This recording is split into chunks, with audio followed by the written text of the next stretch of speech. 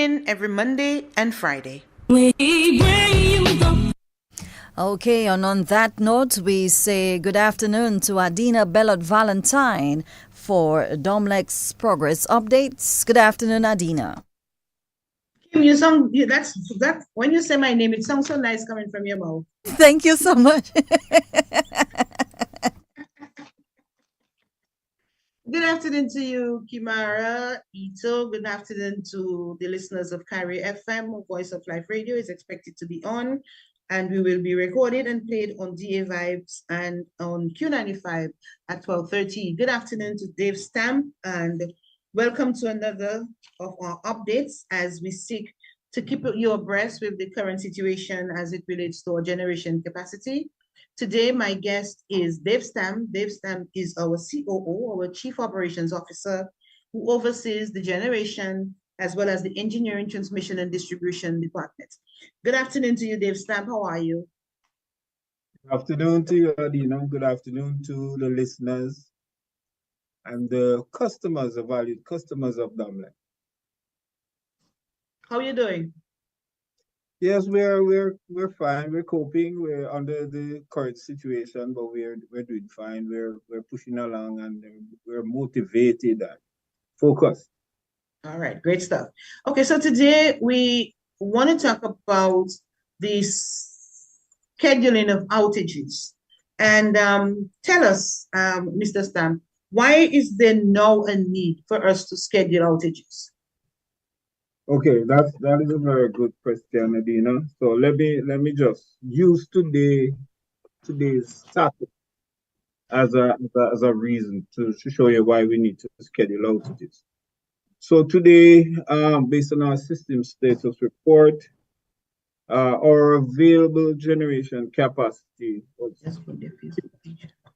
15.55 megawatts, 15.5 megawatts roughly. Our projected peak load, and the peak load is a measure of what the customers are demanding, is projected to be 17.25 megawatts. What does it mean? There's a gap of about 1.7 megawatts of demand that we are not able to fill.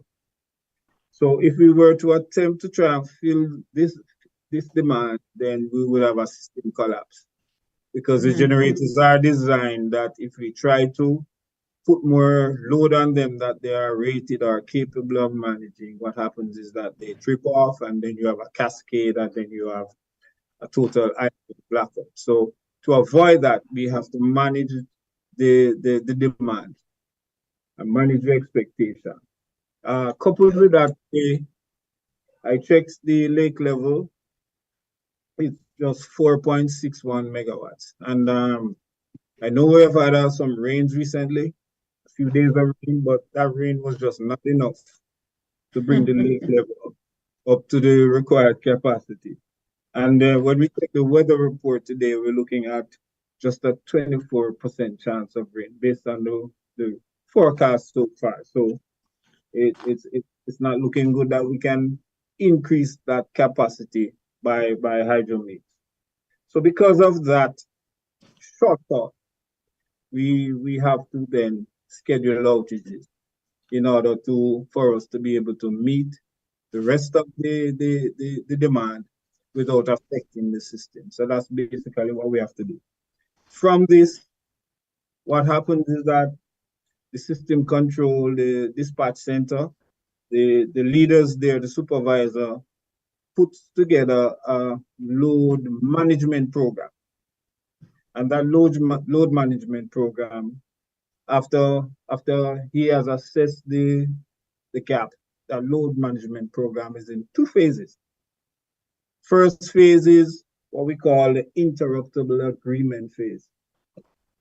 What that involves is that we speak to large customers with large own generating capacity, and we have an agreement for them to get off the grid to free up that load, that capacity for others, basically. So that is our first approach in load management. And then the load shedding part of it comes in after we've done that. And in planning the load shedding, the two key things are considered. One, we do not want, so we have to rotate it because we do not want customers to be consistently on the load shedding program. So we set up a schedule and we rotate it so that it is spread across the island. Also, another key principle that we look at is we try to ensure we minimize the disruption in the key commercial business districts and state administration areas. So for Roseau, which is a commercial center, and also Portsmouth, which is another smaller but still a commercial center, we try to minimize the interruption of that. So based on these two key principles, then we develop our load shedding program around that. So that's basically how we set it up. Okay, thank you for that, Stamp. Quite a little overview as to the need for the load shedding at this time. But what are some of the intricacies involved in being able to decide which area? Because it's not just turning off that today and turning it off tomorrow. What are some of the little intricacies? Because I mean, we're dealing with electricity and we have to be so careful. What are some of the things that are involved in knowing that you have to bear in mind when choosing the load shedding schedules? Okay, we have to bear in mind that we try to minimize the interruption for each area that we have on the program. So you would see some of our load shedding program has three time zones, three time slots. So we would have one in the morning to afternoon, one in the afternoon to evening, and then if necessary, one in the afternoon into the night. This basically is done so that we can also do more rotation and minimize the individual, the time slot that the individual area is out of electricity. So that's some of the things we consider. And as we've indicated, we also try to minimize the interruption in the business and the commercial area because people go to work and we don't want this load shedding, load management process to interrupt the business and the economy of the country as much as possible. As much as possible, but we are still interrupting businesses one way or the other. We have small business entities in particular who are feeling the brunt of it because a lot of them don't have backup generated power. And so they have to be faced with the load shedding schedules. Is it possible? I mean, knowing that what we're dealing with was like practically on a day-to-day basis, is it possible at all that whoever is putting the schedule together, maybe we can have a 3-day or a week planned, so at least, to give the business entities a little more flexibility in preparing, their workload and what they can and cannot do?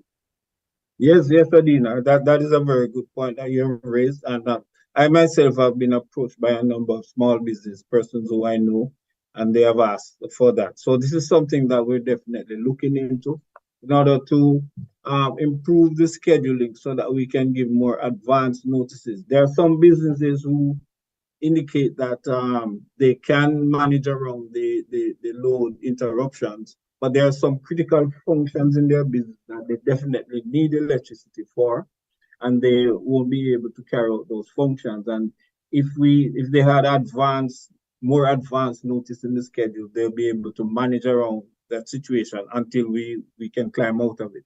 So we are definitely having that discussion internally, and we will be improving our scheduling so that we can give more advanced notice and advanced planning so that we can get that done. So that is very important. That's a very important point. What we're also doing is that we're also making efforts to improve the timing of our in other words, complying with the timelines that we've given. Because sometimes we have had a few cases where we have indicated that the load shedding would start at a certain time, and we ended up starting earlier, catching some of our customers off guard. So we're definitely fixing that. We're putting things in place so that we can have that fixed. And also instances when we have had a schedule sent out, and then areas not on the schedule have to be Yeah. interrupted. Mm-hmm. Those are situations that are also unacceptable, and we're putting measures in place so we can fix that. So we're changing some of our operational modes so that we can minimize those things as much as possible, because that is very inconvenient to our customers. Mm-hmm. Very much so, Mr. Sam, because I mean, while we are putting measures in place to minimize that kind of disruption to our customers, in terms of sometimes we say the power will be back at 4, it doesn't come back until 6, or we're going to schedule until at 10, and then we take the power at 9. What happens though to cause those things? Well, Because if it comes back at 4, I mean, what happens that it doesn't come back at 4? Why doesn't it come back at 4? What prevents us from bringing it back at 4? well, sometimes what happens is while we're carrying out the load management program, and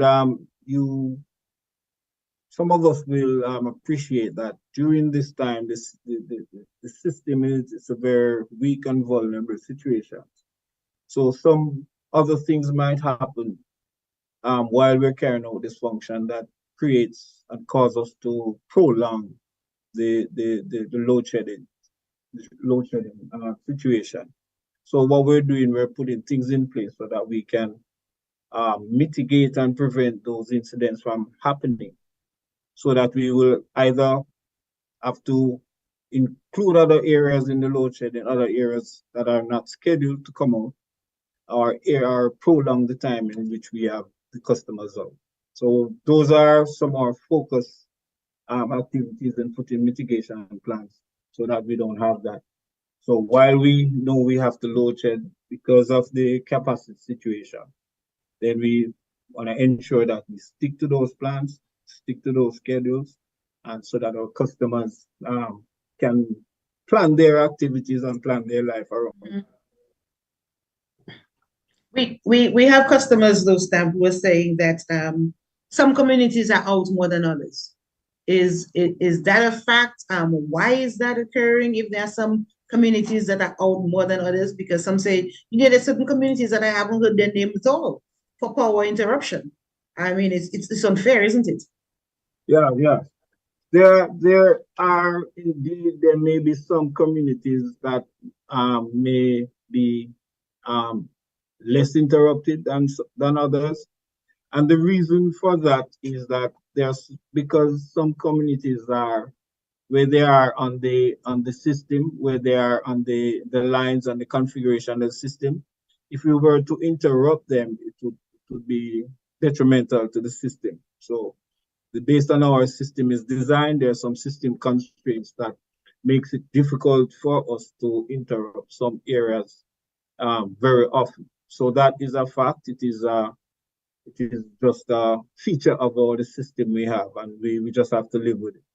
But however, there are some communities that have been off more too often, as I said, because of some things that have happened on our system, which we are putting things in place in order to mitigate. So going forward, we will see less and less of unplanned, unscheduled areas that are not on the program and go because of unplanned reasons. So that's what we're focusing on until we can overcome the capacity issues.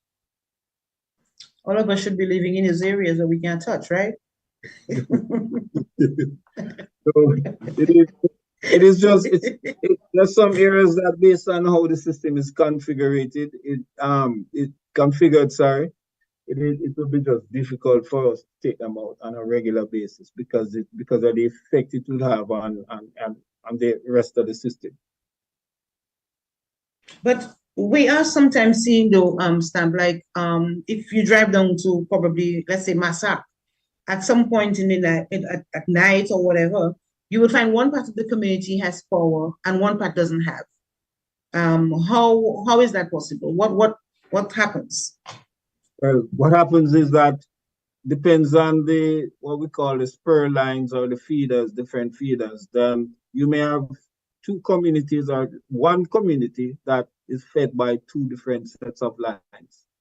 So in in our load shedding scheme, we might take out one of those lines. So you may have just a portion of a community off. And it is possible that you might be on one line and your neighbor might be on another line. So you may have power and your neighbor doesn't, and vice versa. It is very possible based on how the system is configured. So customers need not be too alarmed. And if you not sure and you're concerned, just make a call to us and we will advise whether it is planned or it is a fault that has caused that.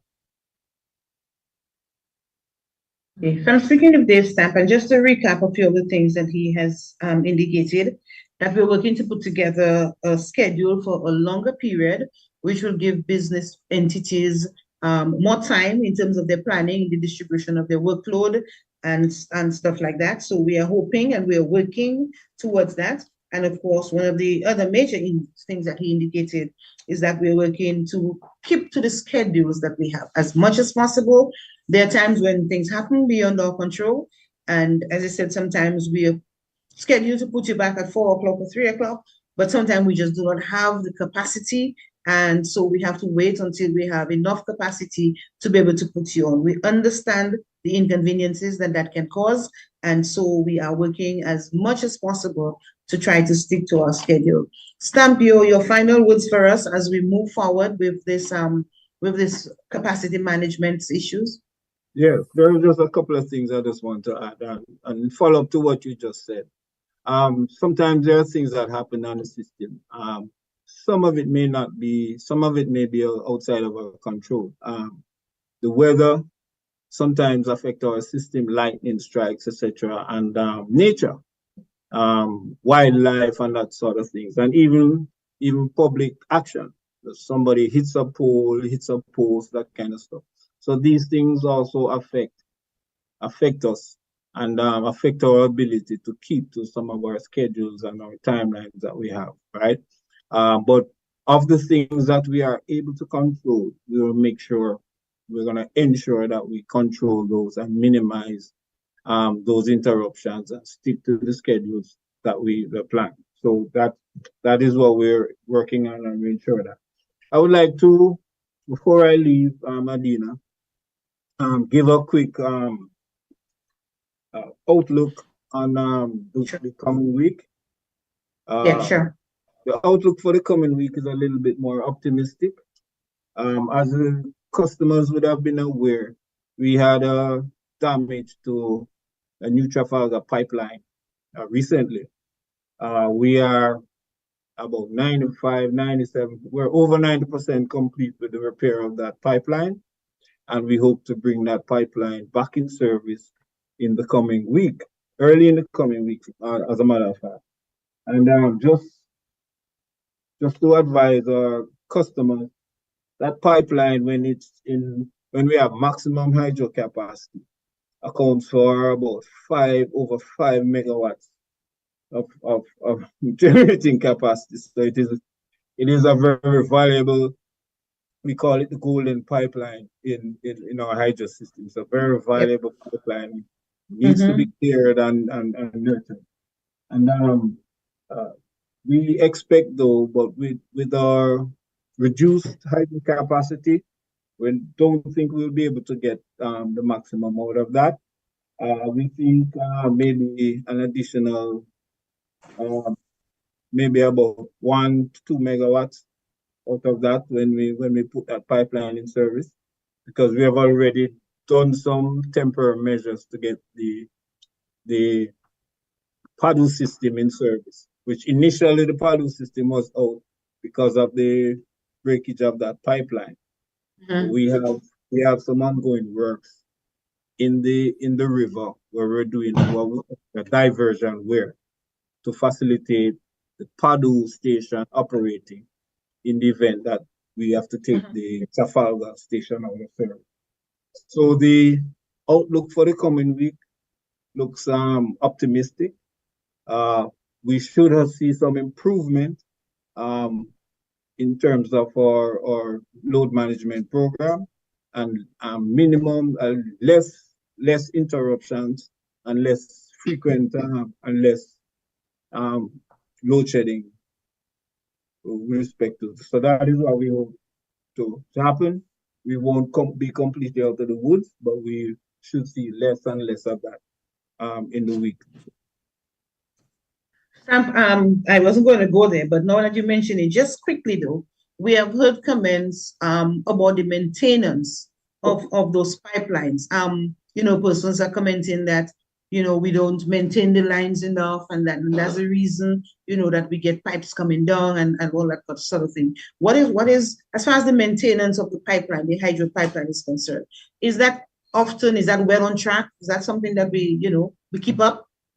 Yes, it's well on track. Part of the focus and the scope of the hydro team is to patrol that pipeline on a regular basis, ensure that from an easement and vegetation management is concerned, they get that done. And also on a regular basis, at least once a year, we have third-party consultants doing inspections on those lines on our behalf and sending in reports.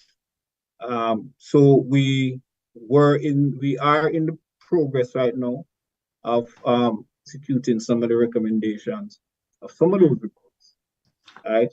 So, but we need to understand that there are many, many miles of pipelines. Yes. The pipeline network for the hydro system is maybe over 5 or 6 miles. All the way from the Clarks River system, way up in the hills, and all the way down to Padu, at the lower part of the valley. So it's very extensive. So there are times when there are areas that may have situations that we are not able to catch up on. Or it just takes a rainfall, a flooding, or so on so to cause some erosion in a particular spot and undermine the pipe supports, etc., which probably what happened in this case. So our job now is to then go in and look at what happened and see if we can implement measures to prevent a recurrence, which is what we're doing right now. Okay, thank you very much, Mr. Stamp. Dave Stamp is our COO, or Chief Operations Officer. It has been a pleasure having him talk to me this afternoon. Again, before we leave, I just want to, thank our customers for the patience and the understanding that they've been exhibiting over the last few months, month and plus. And as we go forward, we'll seek to improve every aspect of that capacity management program to cause as little disruption in the lives of our customers. Your customers, you are very valuable to us, and we're very concerned about your well-being and your need to have power 24/7. Thank you, Dave Stamp, for being my guest. My guest on Monday, when we come back, will be Paul Moses, the commercial manager, and we'll be talking about claims. So thank you for listening. Thank you, Dave Stamp, for being my guest, and we'll see you again on Monday. Thank you. Thanks a lot. Thanks again to our customers for their understanding. Thank you. Have a pleasant day. Domlec is keeping you updated as we work to restore full generation capacity. Join us every Monday and Friday at 12 noon on DBS Radio, Kyrie FM, and Voice of Life Radio, and at 12